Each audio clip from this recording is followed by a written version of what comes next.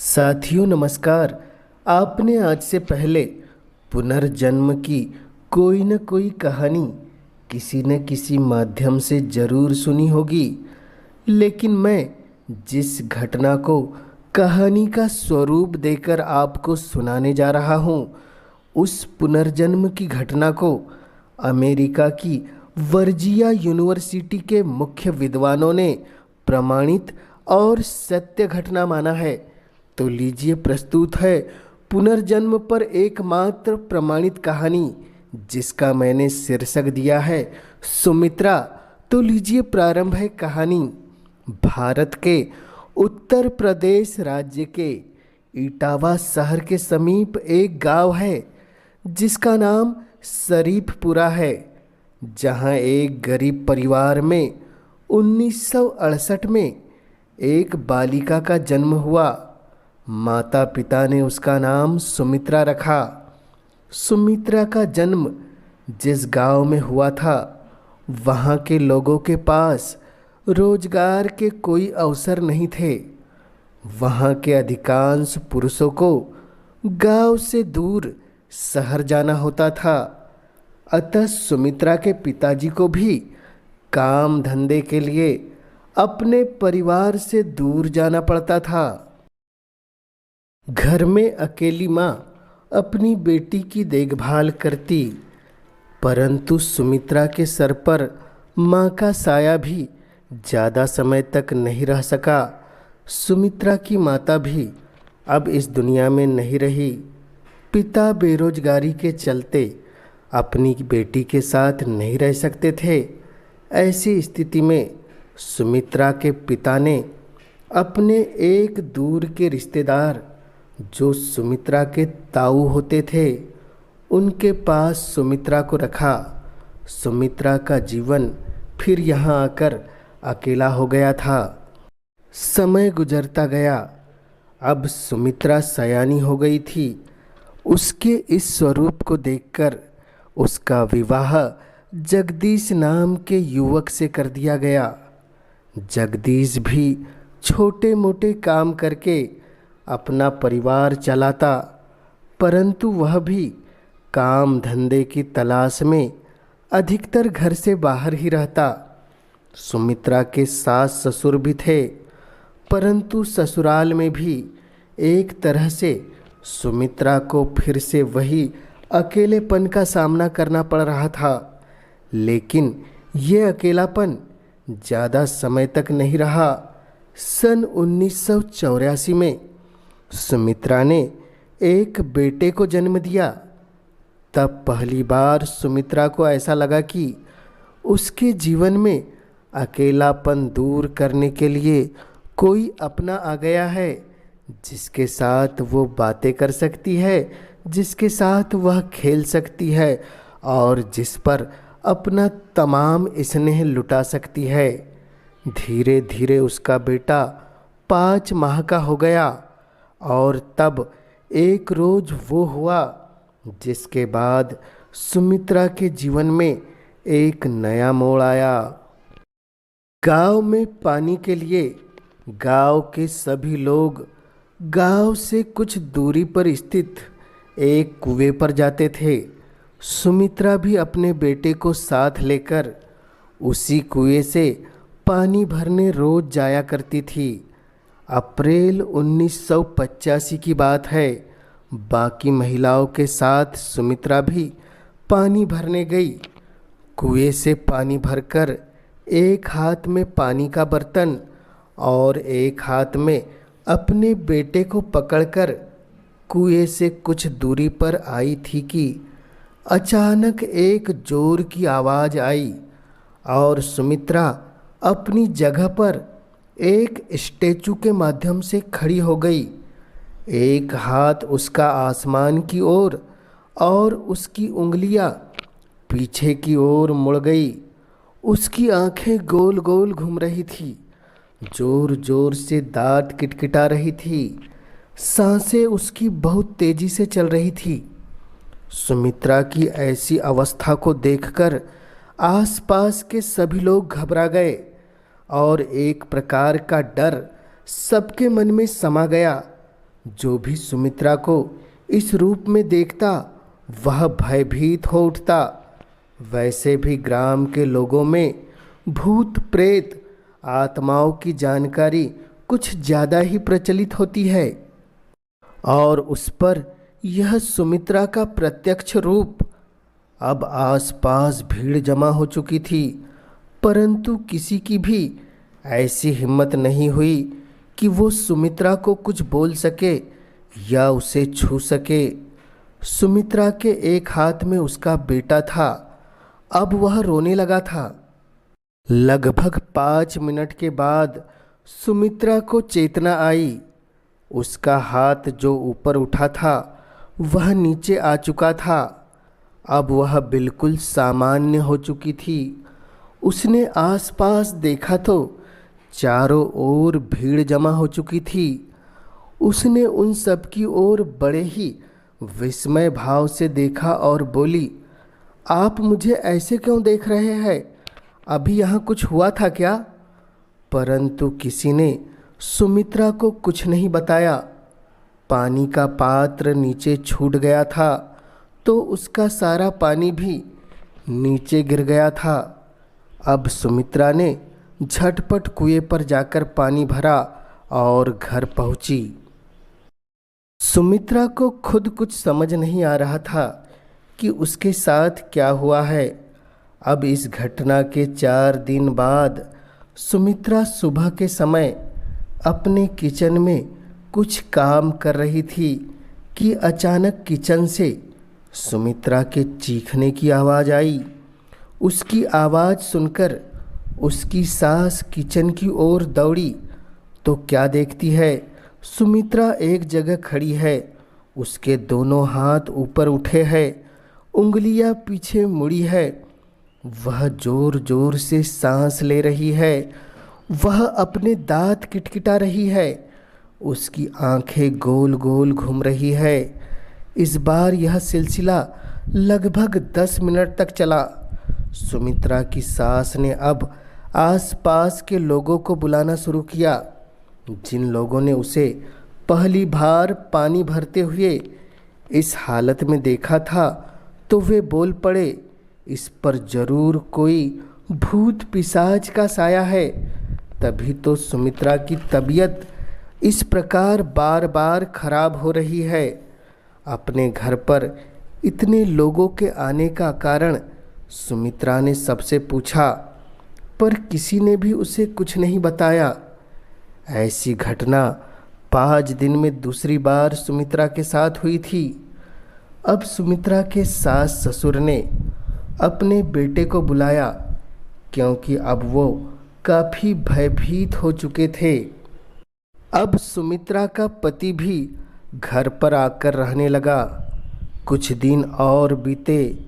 उसके बाद फिर से वही घटना। अचानक दोनों हाथ ऊपर, उंगलियां पीछे, दांत किटकिटाना, पूरा वही लक्षण जो इसके पहले होते आए थे।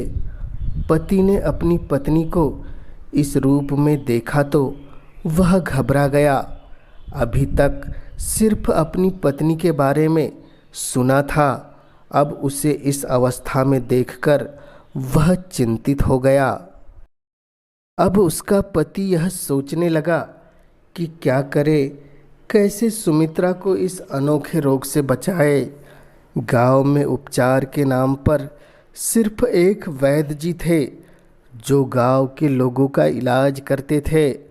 वैद्य जी को बुलाया गया। उन्होंने सुमित्रा की नब्ज देखी और उन्होंने बताया कि सुमित्रा तो पूर्ण रूप से स्वस्थ है। अब सुमित्रा के इस रूप की जानकारी पूरे गांव में फैल चुकी थी, लेकिन सुमित्रा के साथ होने वाली ऐसी घटना पूरे 5 महीने तक चलती रही। उसे कभी भी दौरा पड़ता तो वो इस बारे में कुछ नहीं जानती। पति उसे नॉर्मल होने पर पूछता तो वह कहती, मैं कुछ नहीं जानती। अब सुमित्रा का पति भी चाहकर घर से बाहर नहीं जा सकता था। सुमित्रा के सास ससुर ने स्पष्ट रूप से कह दिया कि अब वो उसकी पत्नी की देखभाल स्वयं करे। क्योंकि उसका एक छोटा बच्चा भी है। अगर उस दौर में या उस हालत में उसकी पत्नी अगर उसके बेटे पर कोई नुकसान पहुंचा देगी तो फिर क्या होगा। इस बात को ध्यान में रखकर अब पति पूरे समय घर पर ही रहने लगा। अब सुमित्रा को भी यह लगने लगा था कि न जाने उसके साथ क्या हो रहा है, इसलिए अब वह अपने बेटे से कुछ दूरी ही बनाकर रहने लगी थी। वो यह नहीं चाहती थी कि कोई ऐसा काम हो जिससे उसके बेटे को कोई हानि पहुँचे। सुमित्रा का बच्चा अब अपनी दादी के साथ रहने लगा। धीरे धीरे समय बीतने लगा। अब वो दिन भी आ गया जिस दिन के बाद से सुमित्रा और उसके परिवार का एक प्रकार से कठिन दौर शुरू हुआ। 16 जुलाई 1985 का दिन था। दोपहर के 12 बज चुके थे। घर के सभी लोगों ने खाना खा लिया था। सुमित्रा अपने बेटे के साथ पूरे परिवार के सामने खेल रही थी, क्योंकि परिवार वाले और खुद सुमित्रा भी यही नहीं चाहती थी कि वो अपने बेटे के साथ अकेली प्यार दुलार करे और खेले। कुछ देर बाद बेटे के साथ खेलने के जैसे ही उसने अपने बेटे को खुद से अलग किया, उसे फिर वैसा ही दौरा पड़ा। उसके हाथ पाँव दोनों शून्य हो चुके, हाथ ऊपर की ओर उठ चुके थे, आंखें गोल गोल घूम रही थी। वह जोर जोर से अपने दांत किटकिटा रही थी, सांसें तेज गति से चल रही थी।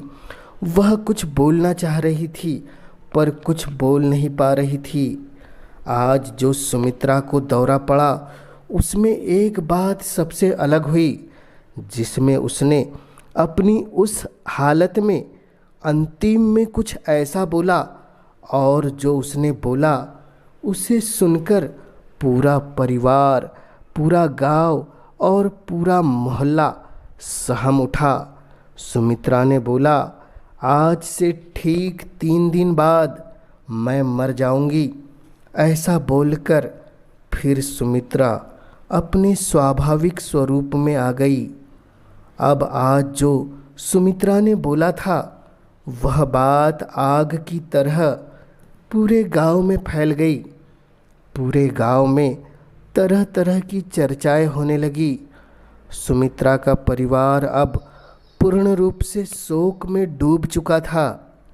इसके बाद सुमित्रा से उसके पति ने पूछा, सुमित्रा, तुमने आज अपनी उस अवस्था में क्या कहा था?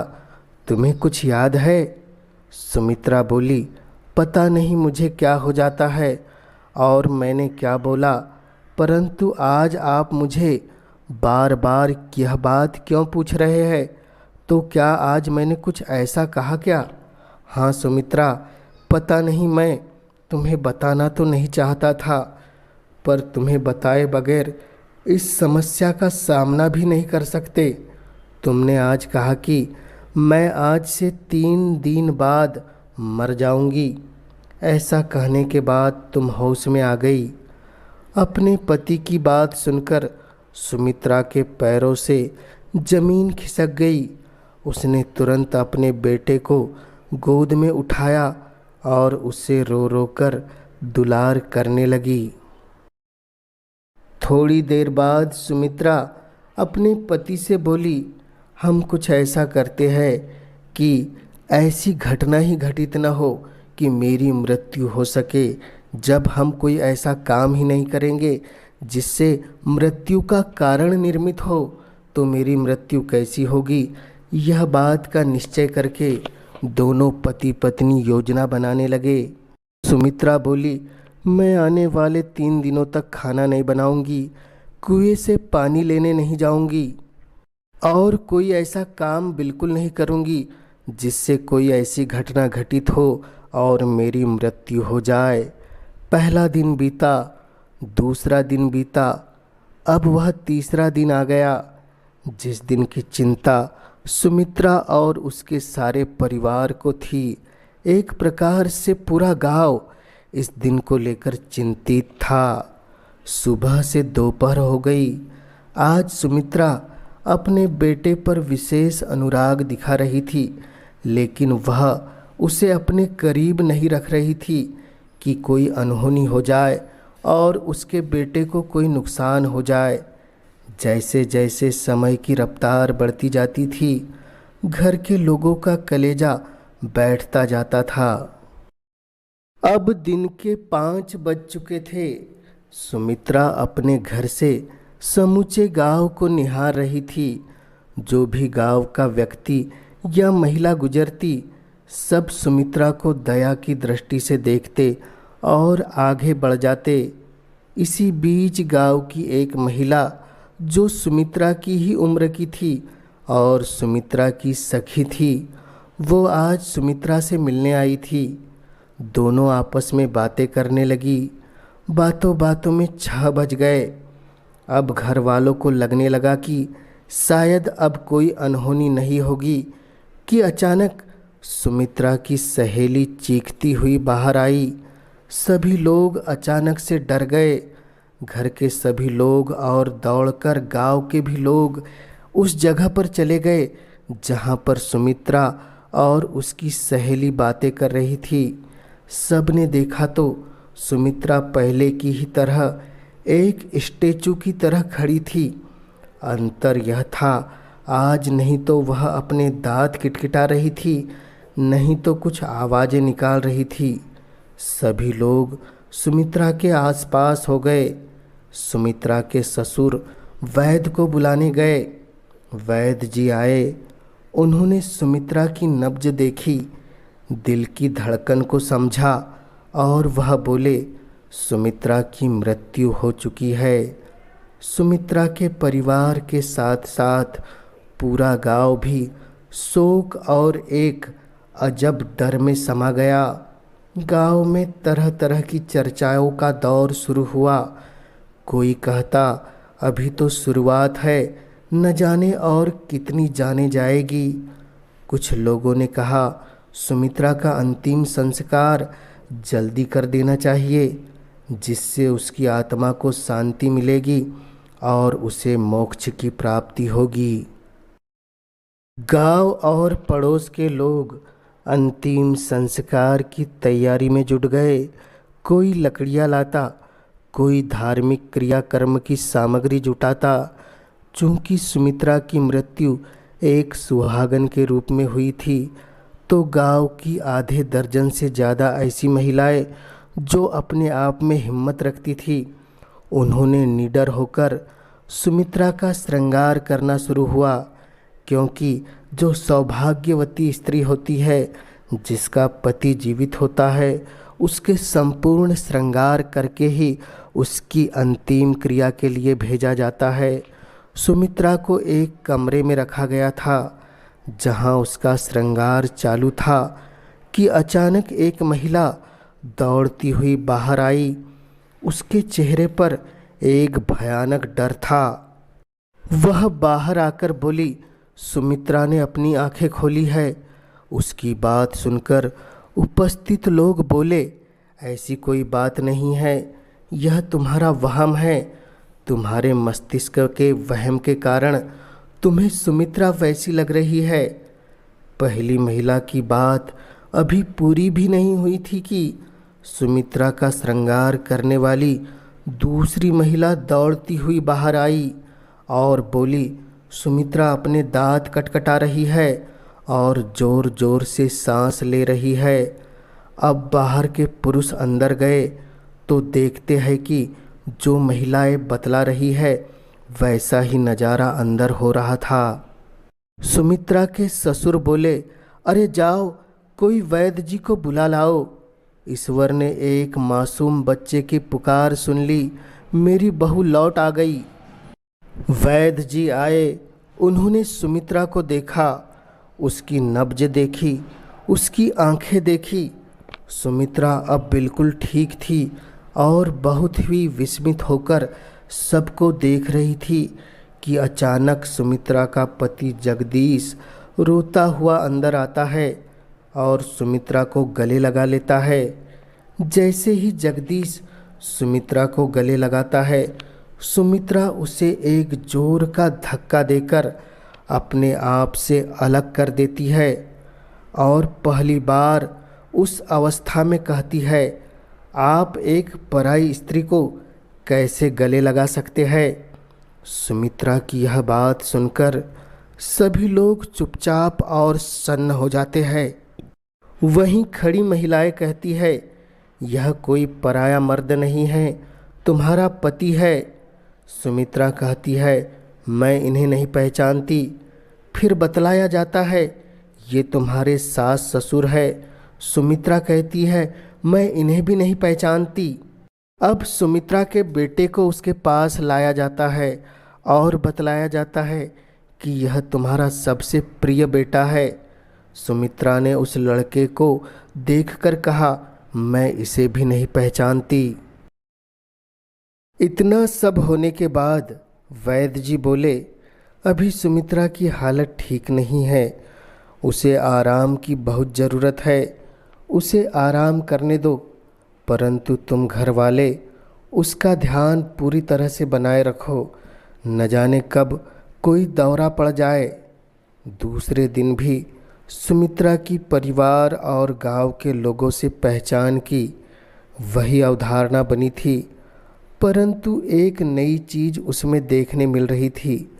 सुमित्रा अब अपनी बोलचाल की भाषा में अंग्रेजी के शब्दों का बहुत ज़्यादा प्रयोग कर रही थी, जबकि सुमित्रा को अंग्रेजी का ABC तक नहीं आता था। घर वाले और एक परिवर्तन सुमित्रा में देख रहे थे। सुमित्रा अब चिट्ठियाँ लिखने लगी थी। घर वाले उसे कुछ नहीं बोलते थे। सुमित्रा चिट्ठियाँ लिखकर जगदीश को देकर बोलती कि तुम इन्हें पोस्ट बॉक्स में डाल देना। बेचारा जगदीश अनपढ़ व्यक्ति उन चिट्ठियों को क्या पढ़ता। वह तो सुमित्रा की हालत का एक परिणाम इसे समझकर उन चिट्ठियों को पोस्ट बॉक्स में डाल देता। यह सिलसिला 3 महीनों तक चलता रहा। 3 महीने के बाद इस गांव में एक व्यक्ति आता है और पूछता है कि इस गांव में कोई ऐसी महिला है जिसे दौरे आते हैं और उसका बर्ताव अभी पूरा बदला हुआ है। गांव के सभी लोग सुमित्रा के इस बर्ताव से परिचित थे।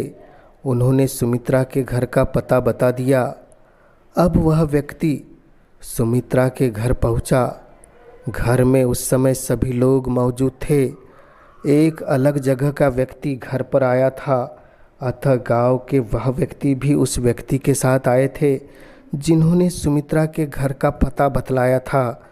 सुमित्रा के घर पहुंचकर उस व्यक्ति ने सबसे पहले बताया, मेरा नाम रामसिया त्रिपाठी है।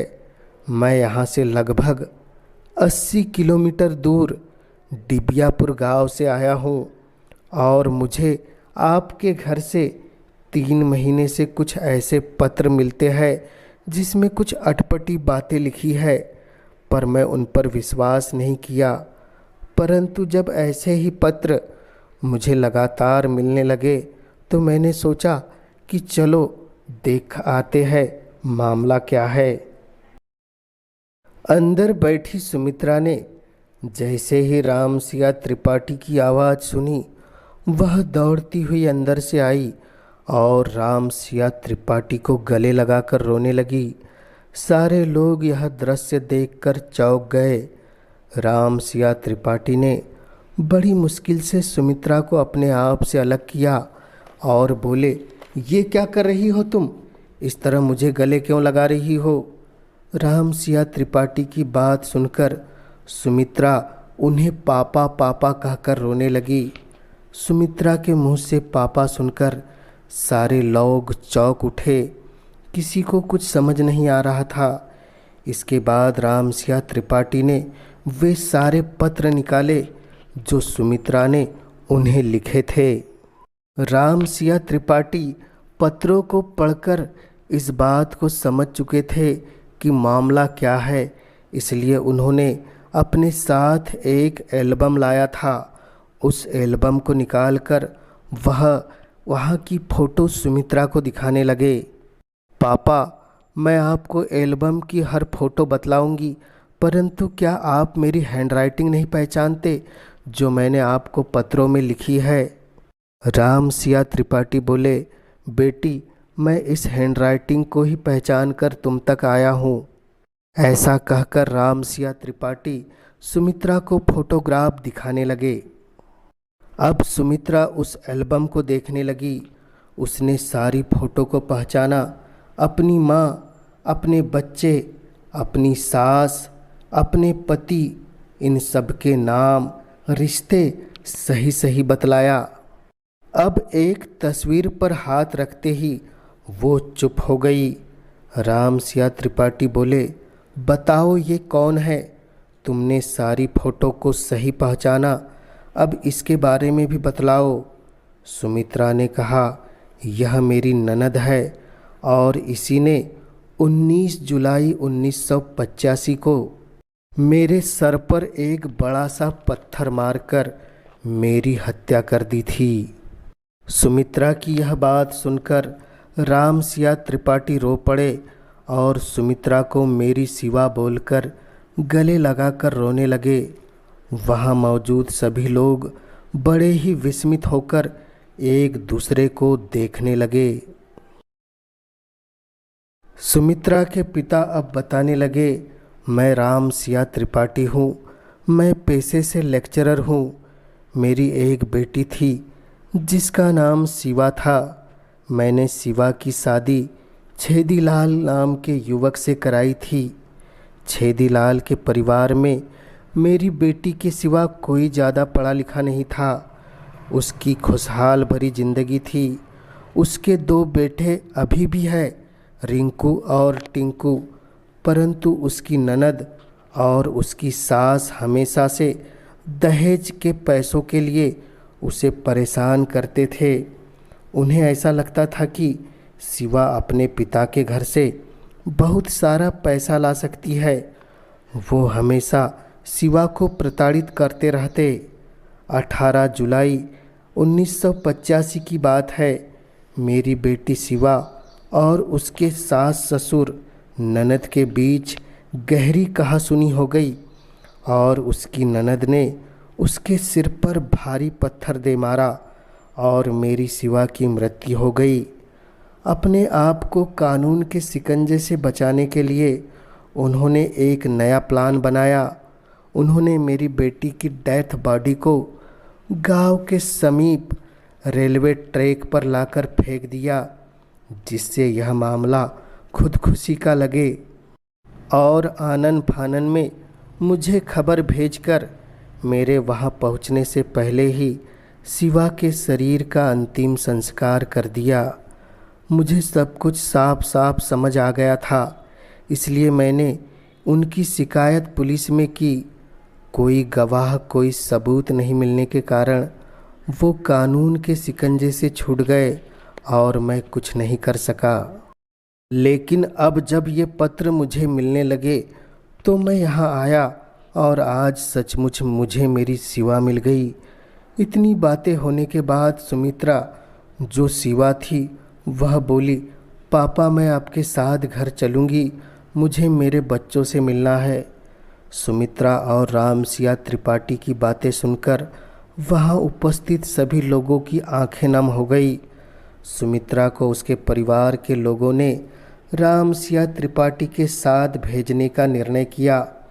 सुमित्रा, जो शिवा थी, अपने पिता के साथ उनके घर गई, अपने बच्चों से मिली, उन्हें स्नेह किया, परंतु अब उसे यह बात समझ में आने लगी थी कि मैं सुमित्रा के शरीर में हूँ और मेरा सुमित्रा के परिवार के प्रति भी दायित्व बनता है। अब उसने अपने पिता से इच्छा जाहिर की कि मैं उस परिवार में ही जाकर रहना चाहूँगी जहाँ पर सुमित्रा का एक बेटा है और वो भी मेरा ही बेटा है। ऐसा कहकर शिवा अपने पिता के साथ और अपने 2 बच्चों को साथ लेकर अपने पति के घर सुमित्रा बनकर आ गई और सुमित्रा ही बनकर अपने पति के साथ रहने लगी। उस समय भारत में हुई इस घटना की जानकारी अमेरिका तक भी पहुंची। अमेरिका के वर्जिया यूनिवर्सिटी के विद्वान भारत आए। उन्होंने इस घटना को संपूर्ण पहलुओं को बारीकी से देखा और यह प्रमाणित किया कि वास्तव में यह घटना सत्य है और शिवा सुमित्रा के शरीर में पुनः आई है और वह उसका पुनर्जन्म है। यह कहानी जो कि एक सच्ची कहानी थी, आपको कैसी लगी मुझे कमेंट्स के माध्यम से ज़रूर बतलाएं। और इस चैनल पर पहली बार आए हैं तो इस चैनल को सब्सक्राइब ज़रूर कर दे, ताकि आप तक ऐसी मनोरंजक और ज्ञानवर्धक कहानियाँ सबसे पहले पहुँच सके। इस कहानी के माध्यम से हमारे साथ जुड़े रहने के लिए पूरे दिल से आपका धन्यवाद।